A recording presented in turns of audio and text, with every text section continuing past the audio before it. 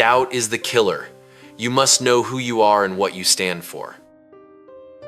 Doubt rarely kills anyone with a gunshot or a blade. It kills through the slow leak of belief, like a poisonous mist seeping into the mind. At first just a thin wisp of smoke, but if left unchecked, it will blanket the entire forest of the inner self, leaving one lost even within their own being. When a person doesn't know who they are, they become a boat drifting on the ocean of opinions, judgments, and fears. Every wind of public opinion can push them in a different direction.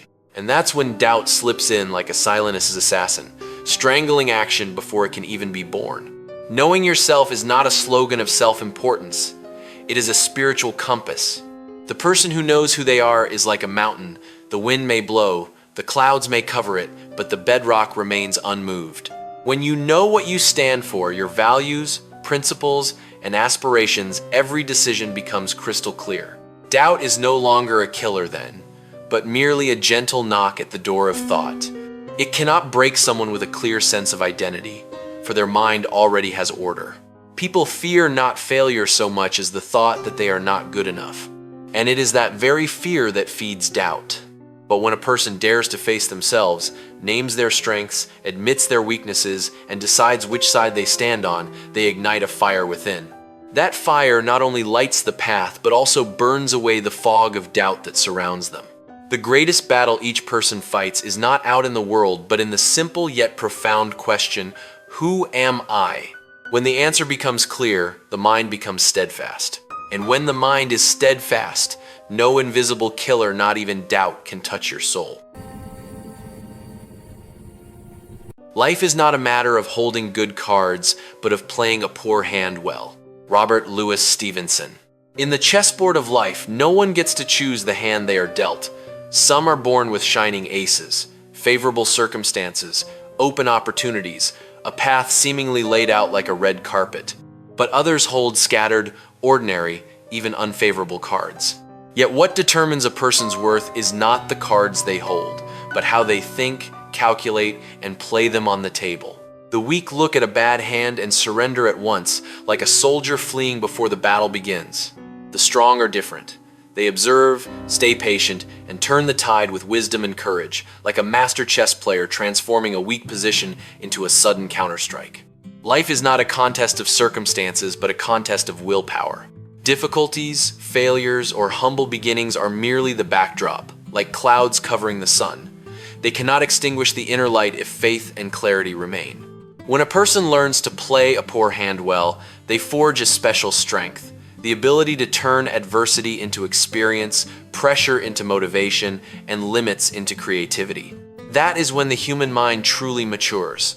For they understand that real victory is not having everything go your way, but standing firm and moving forward even when everything seems against you. Life is not a story of luck, but a story of how we respond to what we are given. Those who play their hand with calm, wisdom, and unwavering resolve gradually realize that it is in the worst hands that human character shines brightest.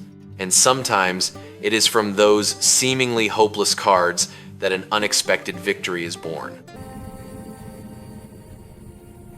Never regret anything that once made you smile.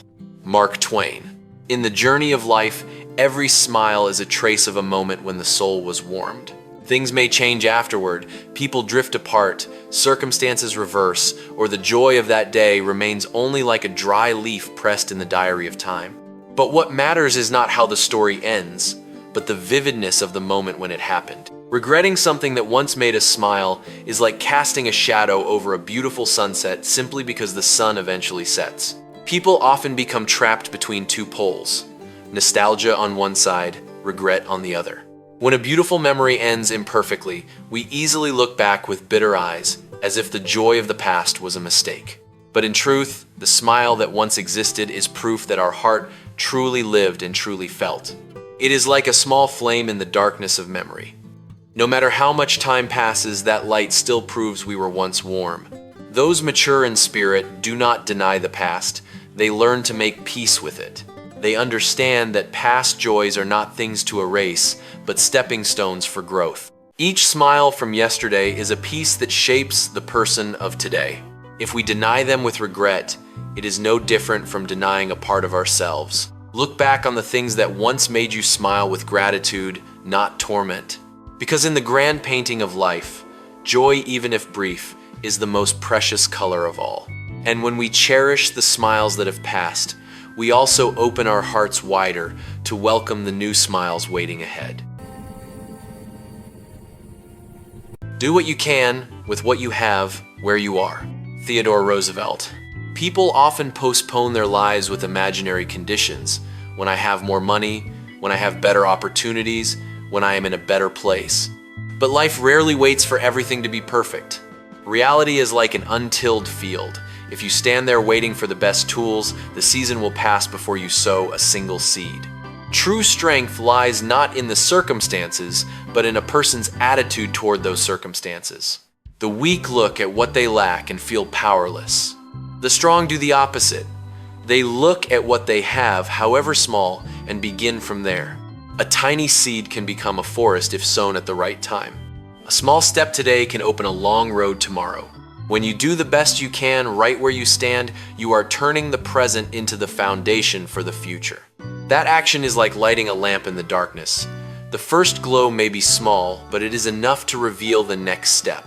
And when small steps are joined by persistence, they form a path you never imagined before. You do not need everything to begin. You only need to begin with what you have. It is in the act of moving that abilities grow, opportunities appear, and people discover their strength is always greater than they once believed. Because sometimes the ordinary place where you stand today is exactly the starting point of an extraordinary journey. Be yourself, because everyone else is already taken. Oscar Wilde. Many people live their whole lives like actors in an invisible play. They adjust their voice, thoughts, even dreams just to fit other people's expectations. They try to become copies of someone more successful, more outstanding, or more accepted. But in that process, they lose the most precious thing, their own identity. Trying to be someone else is like wearing a coat that is not yours. At first, it may seem to fit, but the longer you wear it, the more constricting and exhausting it becomes. Because every person is created like a unique spiritual fingerprint, irreplaceable, unrepeatable. When we chase another's shadow, we are only living on the edge of their life, not truly living our own. And the paradox is this: the world does not need another copy, it needs real individuals.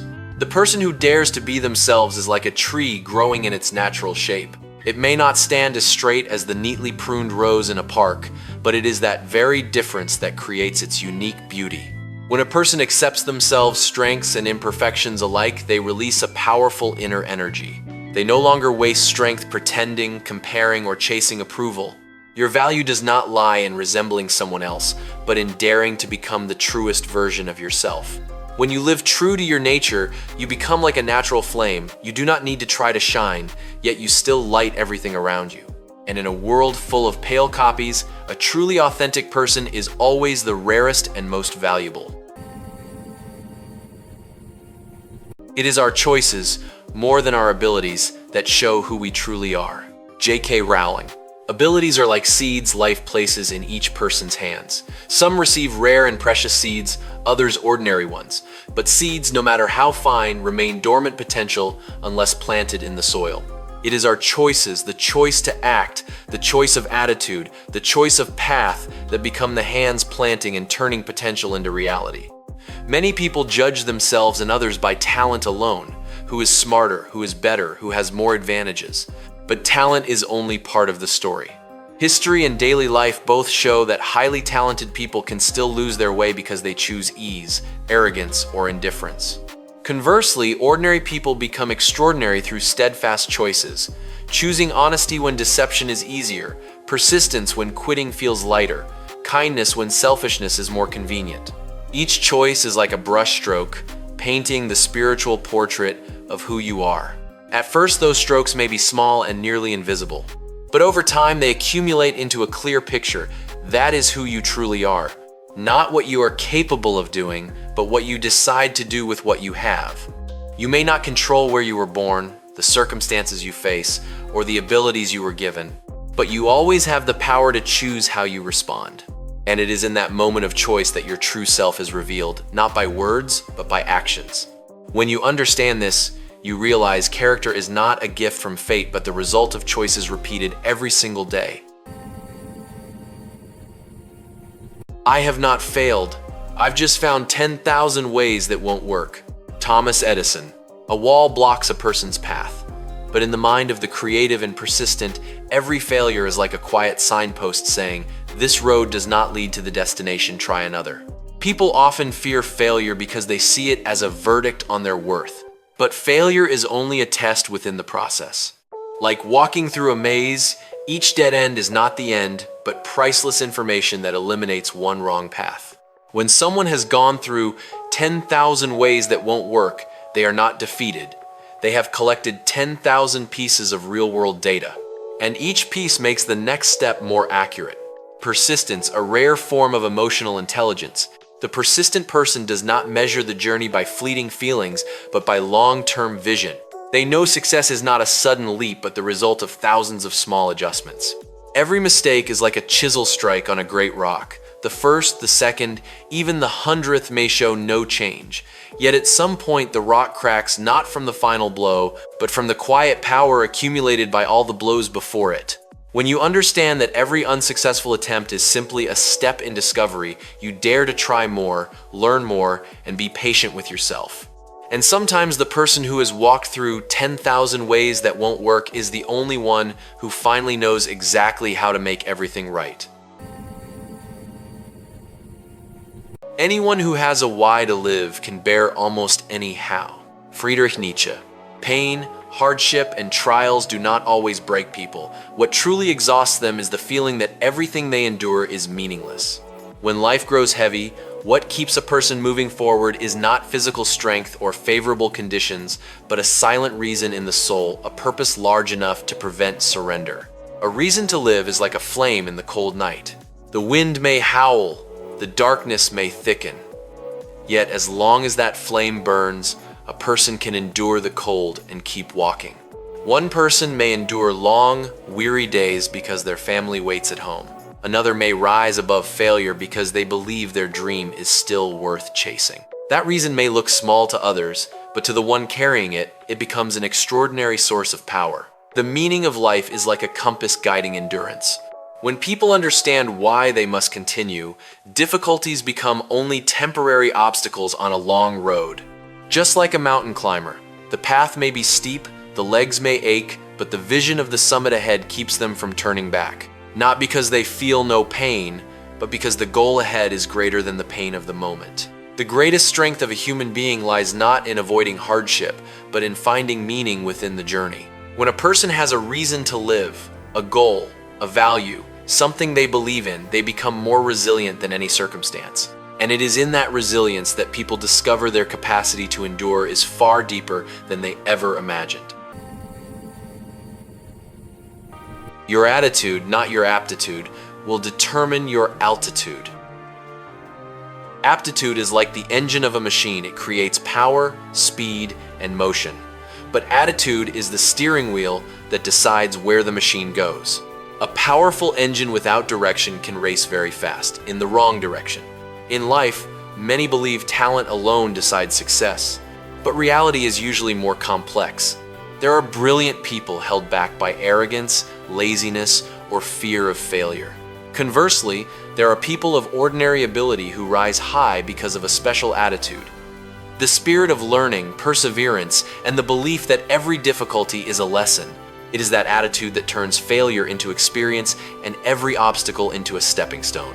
Attitude is the lens through which we view every event in life. Two people can face the same situation.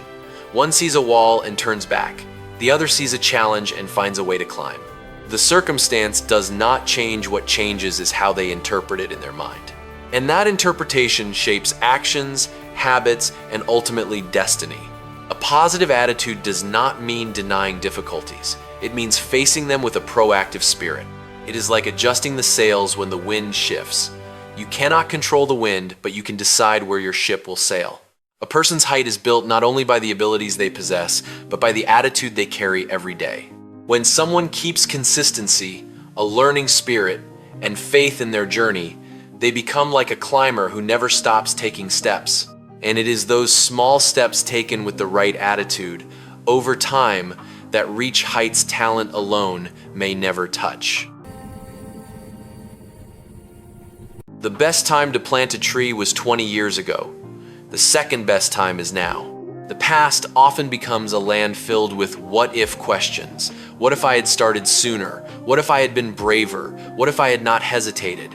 But life does not turn back the clock to fix the seasons that have already passed. The seed that should have been sown long ago may have missed the best rain. Yet even if we cannot return 20 years, we are still standing in the vivid moment of the present. And the present, no matter how late, is still the only soil where the future can be planted. A person who keeps regretting the past is like a farmer standing over a barren field lamenting the harvest that is gone. But the one who understands the law of time bends down, picks up the seed, and plants it right now. People often underestimate the power of a late beginning. They think that if they did not start on time, every later effort is pointless. Yet time is not only the thief of opportunity, it is also the friend of those who know how to persist. A tree planted today may not give shade immediately, but every day it still grows, its roots quietly reaching deeper into the earth. And one day, the planter will stand beneath its shade and realize that the decision to begin, even late, was still the decision that changed the entire future.